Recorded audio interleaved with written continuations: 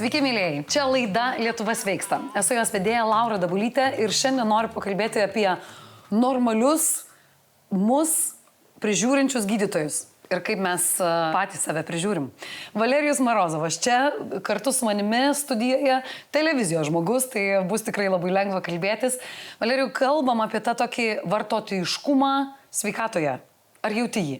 Taip, čia mano mylimiausia tema, aš apie tai knygą parašiau, apie vartojimą sveikatą, jis yra abipusis ir iš medicinos pusės, ir iš pacientų pusės, visiems yra lengviau vartot, negu kad gydytis ar gydyti. Aš tai manau, kad tikslą turiu tokį, kad tiesiog kažkaip save atpažinkim, kažkur save truputėlį gnypkim, gal ir aš taip elgiuosi ir visai taip nereikėtų. Ir vis tiek tikslas, kodėl apie tai kalbam, kad tokio truputėlį pabudinimo žmonių. Pabuskim nuo tokio kažkokio elgesio, kaip ai, taip matau ir taip darysiu. Ir jeigu matysim aplinkoje tokių žmonių, galim ir jiem pasakyti, kad, žinok, man atrodo, neteisingai tu elgiesi. Šiaip galima būtų daryti kitaip. Tiesa? Taip. Nes dar viena tema, kurią būtinai šiandien užkabinsim, yra dirbtinis intelektas. Jis pas mus, jis mūsų telefonuose, jis mūsų geresnis Valerijus negu tu Valerijus. Yra tiesos, kad geriausias šeimos gydytojas dabar yra mano telefonas. Taip, ir jis labai dažnai pasiūlo labai lengvus, paprastus, prieinamus ir malonius sprendimus. Tai kas ką? Ta prasme, ar medicina, žinai, dirbtinį intelektą, ar dirbtinis intelektas medicina? Kas ką pakeis? Pažiūrėsim. Rimtai? Tu neturi atsakymo, kad... Tokį dirbtinį intelektą, kokį mes visi turim telefonuose, ne, tai yra toks labai, norėjau sakyti negražų žodį iš raidės, labai prastas daktaras. Prastas kiek? Šarlatanas, šundaktaris ar dar blogiau? Tinginys šundaktaris, ta prasme toks, kur turi diplomą, ten irgi viskas yra tvarkoja su dirbtiniu intelektu, jis turi šaltinius kažkaip, vadovaujasi visą kitą, bet jis net nebando gilintis. Taip. Lygiai taip pat kaip pas gydytoją. Ateina žmogus, pavyzdžiui, ir sako, žiūrėk, man rėmuo. Gydytojas sako, tai gerai. Kokias tabletės geri? Va tokias. Tai ir gerk toliau. Taip. Taip, o gal jam visiškai nerėmuo. Taip, gal jam dar kažkas. Reikėtų pasigilinti daugiau, pasidomėti pacientų, kodėl. Ne? O kam rūpi? Tai vad būtent, kam rūpi. Dėl to ir sakau, labai toks daktaras. Ne? Tai panašiai yra ir su AI, su dirbtiniu intelektu. Jeigu tu jau užklausi labai paviršutiniško klausimo, taip. Tavo tos skripto labai prompto. Būtent, man vakarinis kosulys, kai einu miegoti. Rėmuo. Taip, ar tai gali būti rėmuo? Ar tai gali būti rėmuo? Taip, Patrašys, aišku, taip, gali būti rėmuo, štai galimybės, ta prasme, jam pagydyti. Ne? Galėčiau tau pateikti galimybės jam pagydyti. Taip. O normalus gydytojas paklaustų, o koks tai kosulys, o kaip ilgai tu kosti, ar tu dūsti, ar nėra temperatūros, ar kosulys eina su lydinčia, ar kažkas dar išprovokuoja, ar jis reagavo į kažkokį vaistą, ar dar kas nors šeimoje kosti ir taip toliau. Ir paskui paaiškėtų, kad, pavyzdžiui, tai visiškai ne ten koks nors rėmuo, o ten koks nors, nežinau, arba sloga, arba gerklų vėžys, ar dar kažkas. Ne, tai va, tai... Bet gal rėmuo buvo, netoks baisus atsakymas? Tai yra tas atsakymas, kurį pasufliruoja pats žmogus, ne, ir tikisi to atsakymo, jis tą atsakymą išgirsta ir visi išvaro laimingi. Ar, ta prasme, dažniausiai tai bus rėmuo, iš tikrųjų žmogui padės, bet vienam iš kažkiek tai ir nebus to klausimo. Kas čia vyksta, taip filosofiškai, kas čia iš tikrųjų vyksta? Mes jaučiamės kažkur atėję, kažką dėl savęs padarę, jaučiamės, kad ar padarėm, ar buvau pas gydytoją, ar radau jam laiko, radau, viską padariau. Bet iš tikrųjų ir kažkas pasikeitė. Kas čia įvyko? Mes uždėjom varnelę, mes jums pasirūpinom. Būtent. Mes, žiūrėk, visi daro tyrimus Lietuvoje. Darosi iš tyrimus. Ir kuo toliau, to labiau. Ir kuo toliau, to labiau. Jie nueina į laboratorijos, būtent nueina į laboratorijos, kurios parduoda kažkokias programas patikros, ten dar kažkas. Tai ačiū joms už tai, ką jie daro. Joms, taip, jos pasidaro milijoną tyrimų, kur 990 tūkstančių iš jų nereikalingi niekam. Ir nieko jie nerodo. Ir paskui be tų tyrimų, be jokio, ta prasme, verdikto, be jokios konsultacijos, tas žmogus salaksto, jam parašo, čia tau vėžys, čia tau nevėžys, čia tau viskas gerai ir jie užsideda varnelę. Netgi jeigu mes paimsime valstybės mastu, taigi visi reikia ateikit pasitikrinti. Čia apie programas kalbėt, taip. Ir kai dažniausiai kalba apie tą patį širdies kraujagyslių mirštamumą, sergamumą, sako, kiek Lietuvoje žmonių nežino savo cholesterolio lygio. Taip. Ar cholesterolio lygio žinojimas apsaugos mus nuo infarkto? Aš nežinau, turiu paklausti dirbtinio intelekto. Tai neapsaugos, reikia sekančio žingsnio, bet mes sustojam ties to ir tai pas mus taip gerai yra įmušta. Mes pasirūpėm, mes padarėm tyrimus. Ir yra milijonas pacientų pas mano kolegos, kurie kiekvieną kartą ateina kas mėnesį, sako, aš noriu pasižiūrėti savo cholesterolį. Taip. O tu kažką darai, kad jis būtų mažesnis. Jis prieš mėnesį buvo didelis. Aš noriu pažiūrėti, o gal jis sumažėjo, bet jie nieko nedaro, kad jis Tokia sumažėjo. loterija truputėlį, ar ne? Kad maždaug, o gal... Ne, čia savo tas pačias varnelės uždėjimas. Gerai. Aš sužinojau savo cholesterolį, aš pasirūpinau savo sveikatą. O kas toliau turi rūpintis? Irgi aš? Vat, o kas toliau turi rūpintis? O kas turi... Tai, iš iš tikrųjų, principo, tai ką tu turėtum išbudinti? rūpintis. Ką išbudinti mes čia labiausiai turim? Patį šeimos gydytoją? Sistema, ne, iš mūsų pusės tai turi būti sistema. Sistema yra orientuota į paslaugos sutikimą. Ne rezultatą. Taip, yra dvi sistemos pagrindinės šito klausimo. Pabūkim čia, pabūkim. Jo, yra dvi sistemos. Dabar aš neprisiminsiu ten pavadinimo, tiksliai kaip jie vadinasi, angliški ten žodžiai yra, bet viena yra orientuota į rezultatą.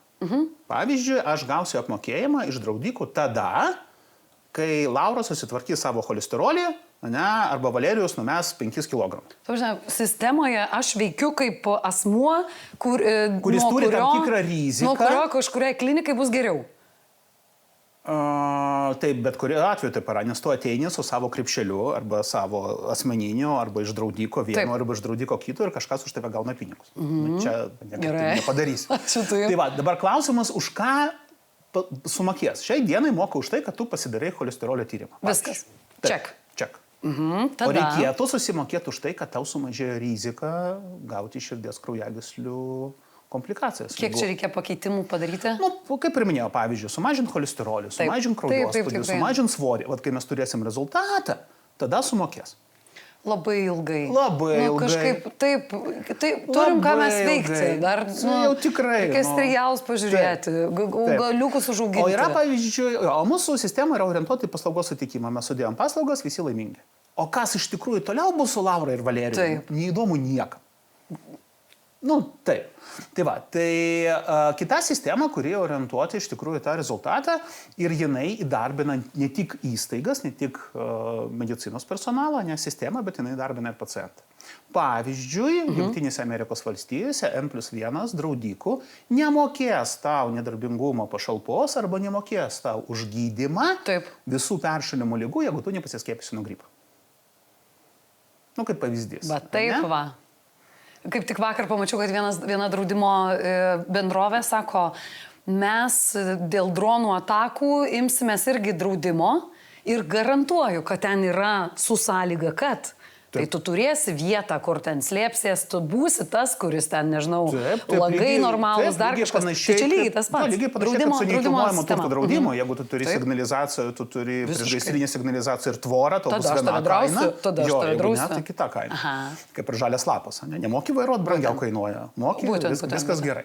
Tai visiškai natūralu. Tai va, jeigu mes turėtumėm tokią sistemą, bet kaip tu sakai, yra nepatogi. Tai yra politiškai sudėtinga. Labai individualizuota be galo. Taip, bet, jinai daug kur yra. Pavyzdžiui, pabandyk su lėtiniam ligom gauti Naujosios Zelandijos arba Australijos pilietybę. Sakys, išsigydyk, numesk 20 kg, susitvarkyk kraujospūdį, išsipirok savo visas ligas, kurios tau reikia, nes mes čia mokam mokesčius ne tam, kad tu atvažiavęs ligotus gydytumės. Taip. Susitvarkyk, tada atvažiuok. Taip. Diskriminacija? Diskriminacija. Bet sąžininga australų mokesčių mokėtojų atžvilgių. Sąžininga.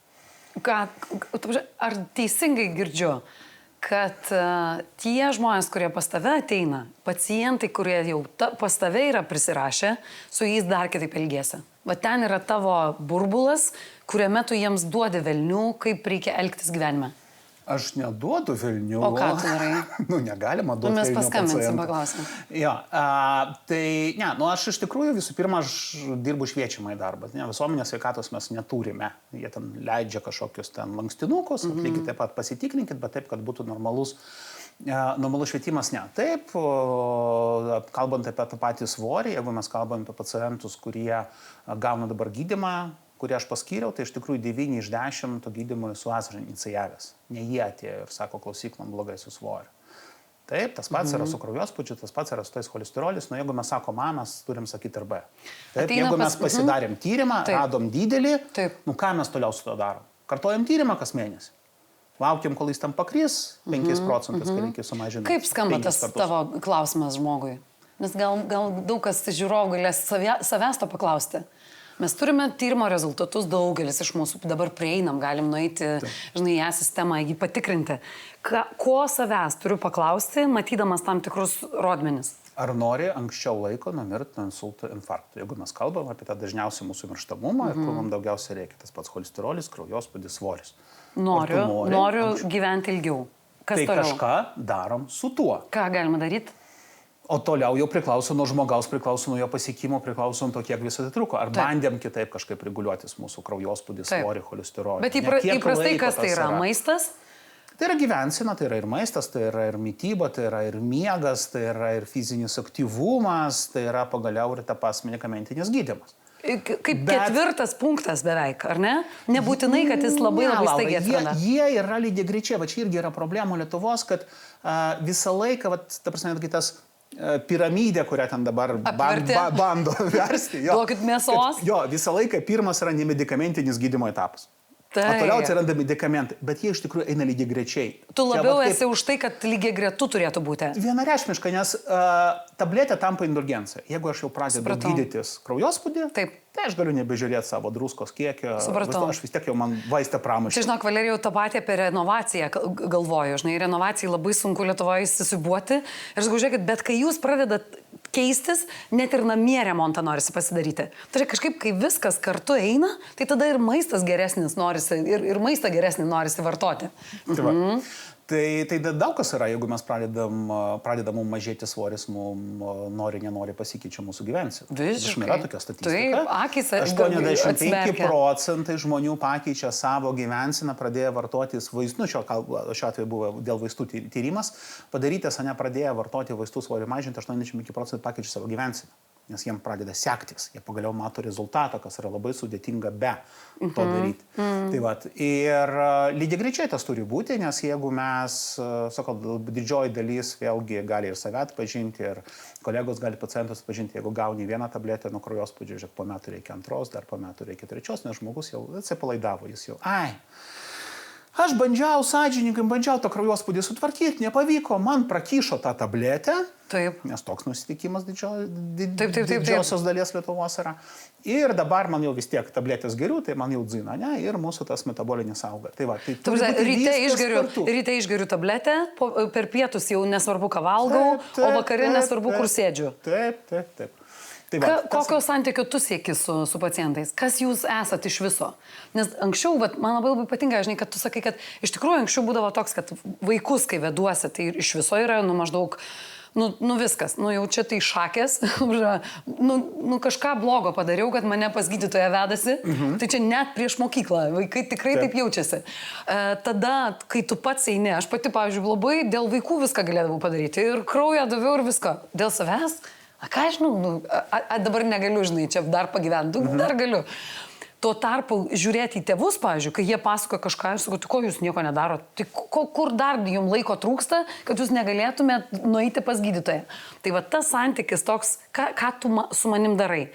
Tu esi mano blogybės pranašas, žinai, tai, kad tu man praneši blogas žinias, ar tu esi va tas pranašas, ar tu esi mano draugas, ar tu esi man, nežinau, Google'as, kuris, žinai, sako, žiūrėk, kaip bus. Čia Laura, kas ko nori. O ko tu sieki? Partnerystės. Iš tikrųjų, taip, anksčiau tai buvo tas paternalistinis. Labai paprasta buvo dirbti. Paternalistinis konsultavimas. Kaip aš pasakysiu? O tu čia klausinėjai, čia tavo tyrimas, o gal galim. Nieko negalima, Tas vaistas, tas tyrimas viso gero. Po mėnesio užsirašykit. Tai va, dabar iš tikrųjų reikia žmogui paaiškinti, reikia įtikinti, reikia, kad suprastų, kas veikia. Taip. Bet ne visi to nori. Pripažinkime. Neturiu aš kada. Tai va, tai ir bandai, ir kažkam reikia tokio biškį griežtesnio. Ir darai, ne? Gerai. Kažkam reikia tokio įtikinimo, daug kas ateina ir iš tikrųjų ten po metų tik tai kokio nors ten pradeda kažko imtis, ne? Ten ateina, sako, gerai, tu man geležį sulašinai, man padėjo, įtikinai nueiti gauti pakaitinių hormonų terapiją, man padėjo. Taip. Tai ką tu ten sakėjai apie tą kažką svorį? Dar sakėjai. Jo, sakėjai, galbūt svoris padės, ar ten po pusės metų. Tai va, turi turėti to pasitikėjimo garantą žmogui.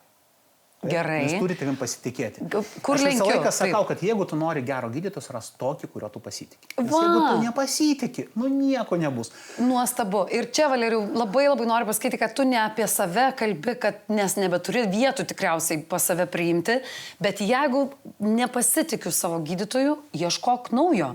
Taip. Teisingai. Tarsi, aš galiu judėti kaip asmuo su savo krepšeliu, ašgi galiu judėti ir išsirinkti gydytoją, kuris man tinka.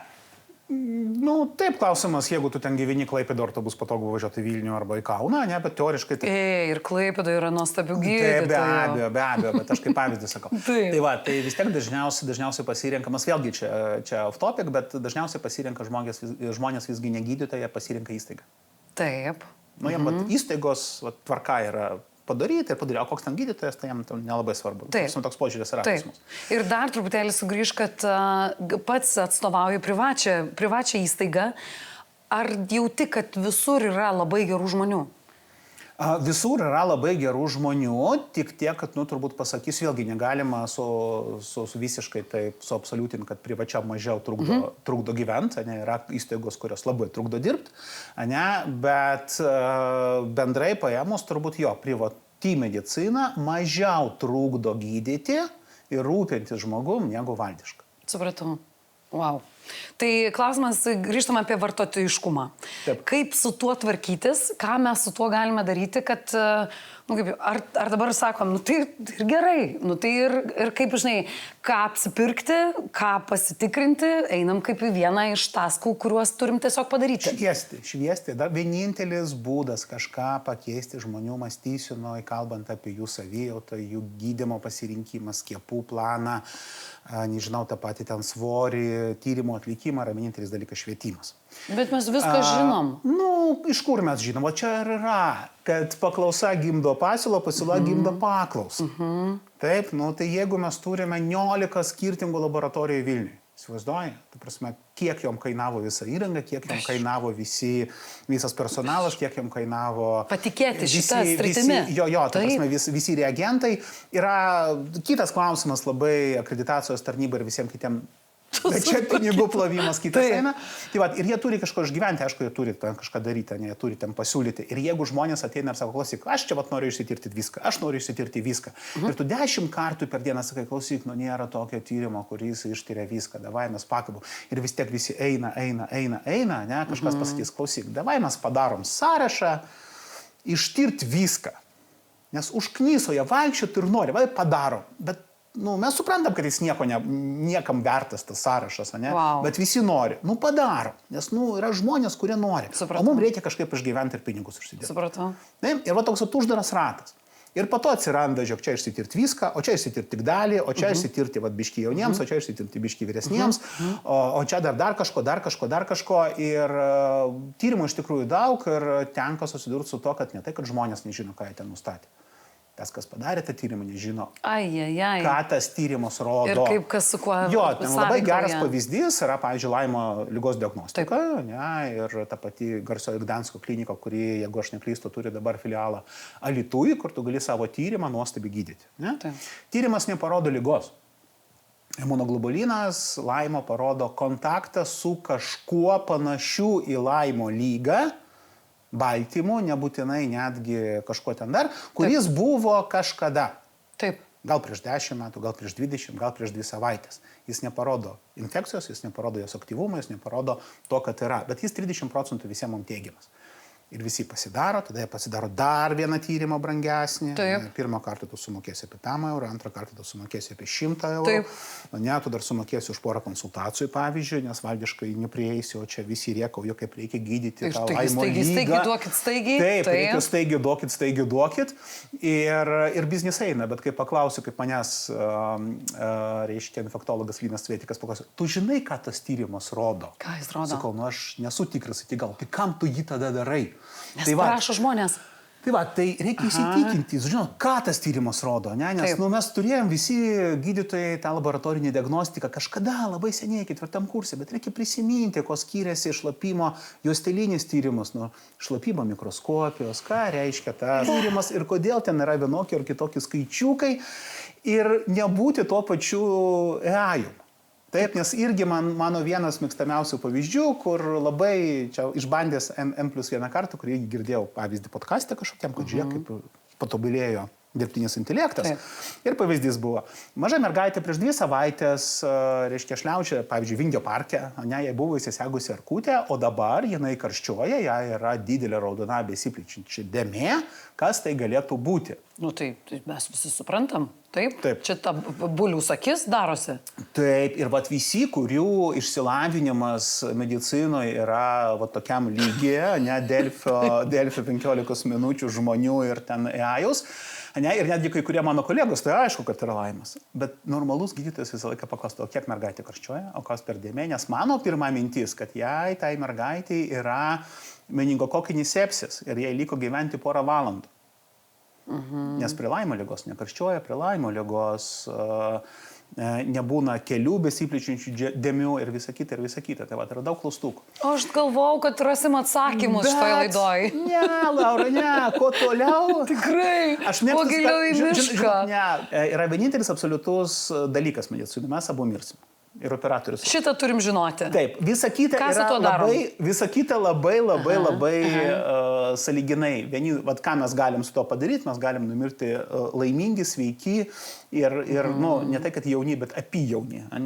Padarė dalykų, padarė gyvenime dalykų. Taip. Tai va, tai maksimaliai išlaikyti savo darbingumą, savo protą, savo fizinio aktyvumą, o tam reikia rūpintis tabletiniam ligom. Taip, kad spėtume mylėti tiek, kiek esam virti. Ir mylėtis. Viską veikti. Taip, abiejose rinkose ir darbo, ir meilės išlikti kuo ilgiau. Tai va, tai šitoj vietoj dėja, bet vartotojiškumas nieko mums nepadeda. Ir tas pas longevity, anti-agingas, ne amžėjimas, iš jų vadinu, lietuviškai reikėtų vadinti, ne?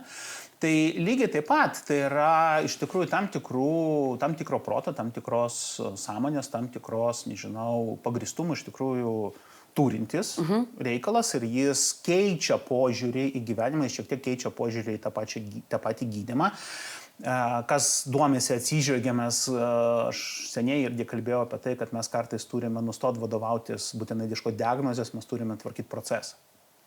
Ir tas nutukimo gydymas dabar, kuo puikiausiai ateina, aš tą kalbėjau dar prieš 10 metų, dabar ateina, kad mes nelaukiam diabetą, mes turim vaistais nuo diabeto gydyti nutukimą jau dabar, nes kai bus diabetas, bus per vėlu. O, wow. Yra procesas. Ką šiti pirmieji signalai rodo apie tą švyturį toli, kuris bus.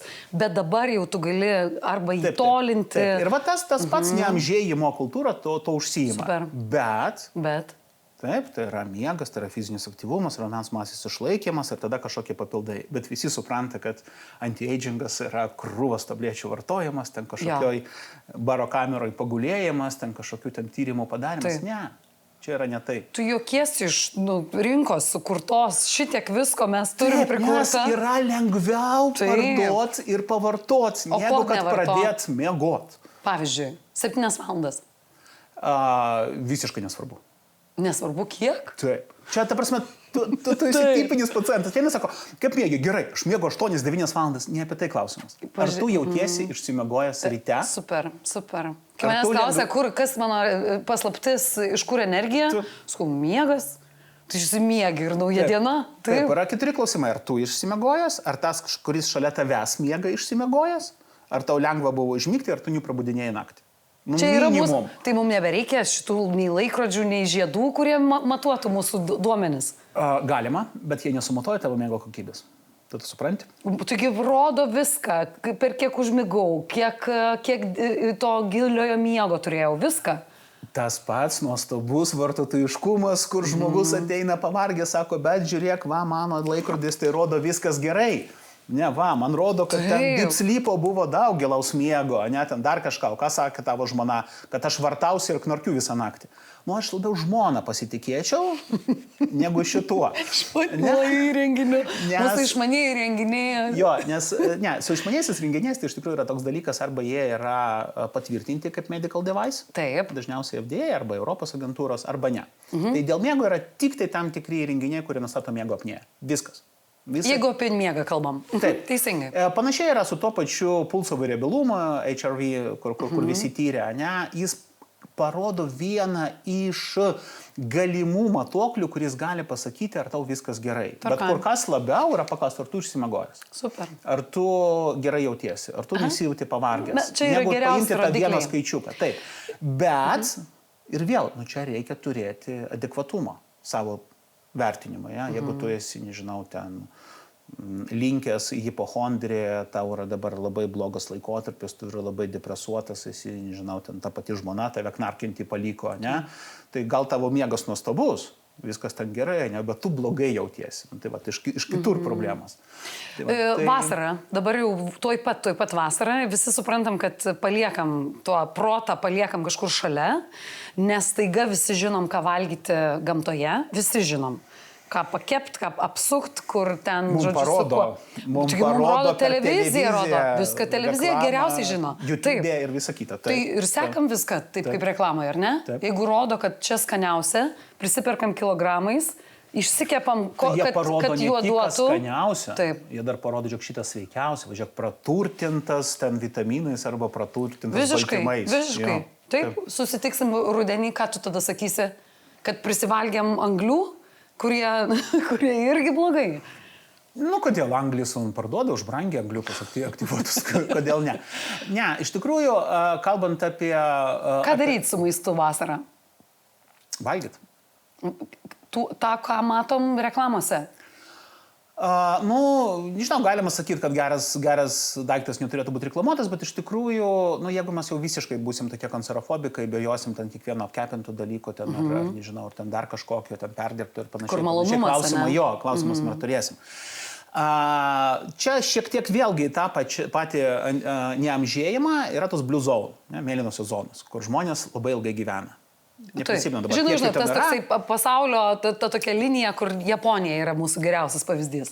Jo, yra Japonija, yra Sardinija, pavyzdžiui, irgi visiems, kurie aiškina, kad pieno produktai, glitimas ir alkoholis yra blogis. Pažiūrėkime, ką valgo.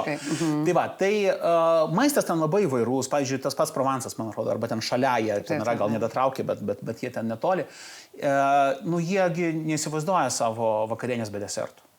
Taip, vaikai turi 4 valandą savo saldumynų valgymo laiką, kuris turi net pavadinimą. Ir dabar ką daryti su cukrum, kuris mus žudo. Nevažiuok, tie valgo, bet yra laimingi. Yra bendravimas, yra mitybos kultūra ir bendravimas. Neskubėti, pabūti kartu. Taip. Ir jeigu prie to bus tas paskrūdintas ir biškį padegęs šašlaikas, svarbu, kad jis nebūtų prieš tai gulėjęs 2 savaitės ar ten neįsivėstų salmonelą. Daugiau nesvarbu. Jeigu mes pabendrausim, lygiai tas pats yra ir su ta taurė alkoholio. Jeigu mes tą taurę, gink dieve, neskatino, nėra saugių dozių. Ir jeigu turit priklausomybę, netgi vienos taurės jums yra per daug. Bet jeigu, čia yra labiau socialinis dalykas, visi tie pliusai, kurie sumatneša alkoholis, dažniausiai yra per socialinę prizmę. Taip, tai mes turim tą bendravimą, mes turime tą pabuvimą kartu, kuris mums atneš daugiau laimės. Ir dabar tu sakysi, ne, aš visur vaikščiosiu su savo morka, niekur neisiu, nes aš žaliavalgis, sveikai, ekologiška morka, ten karvytis mėšlo užauginta, klausimas irgi, kas ten iš to mėšlo ant tos morkos bus, ar tu nepasigausi kažkokios infekcijos. Ir dėl to aš nedalyvausiu jūsų vakaruškai, kur jūs ten, reiškia... Gerai leisit laiką. Skerdieną jo valgot. Paskui mėnesį pasakosit, kaip ten buvo smagu. Taip. Ir ar bus tau labai smagu. Gerai. Tai visur turi būti... Patirti laimę.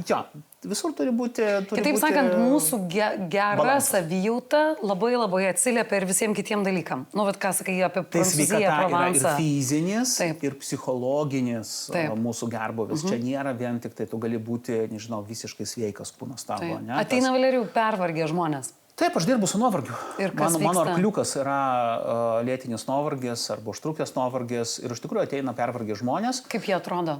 Įvairiai jie atrodo. Jie labai dažnai atrodo taip, kaip mes atrodo. Jie bando šypsotis. O kai prakalbinė? Jie eina dažniausiai karjeros keliais, jie negali palikti savo verslo, darbo ar dar kažką, nes jie yra nepamainomi žmonės. Čia dažniausiai. Taip.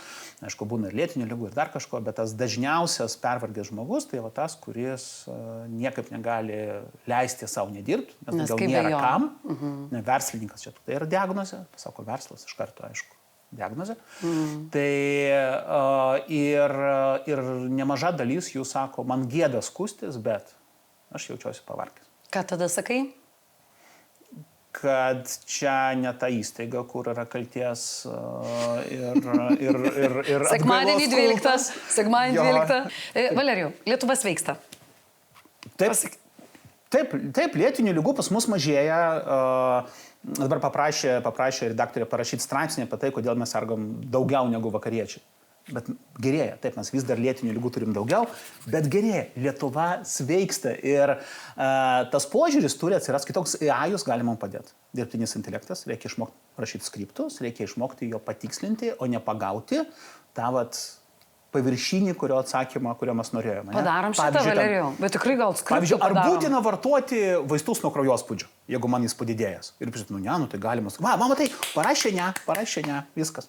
O gal tikrai padaryti kažkokią vietą, kur tų skriptų galėtų būti? Nu, kai klausimas tai man kyla, tai reiškia, kad aš turiu nesinaudoti dirbtiniu intelektu, bet tai galėtų būti visuomenės, pavyzdžiui, kažkokia vieta, kaip šito klausimo teisingai paklausti, kad gautum tą informaciją, kuri tau tikrai bus naudinga.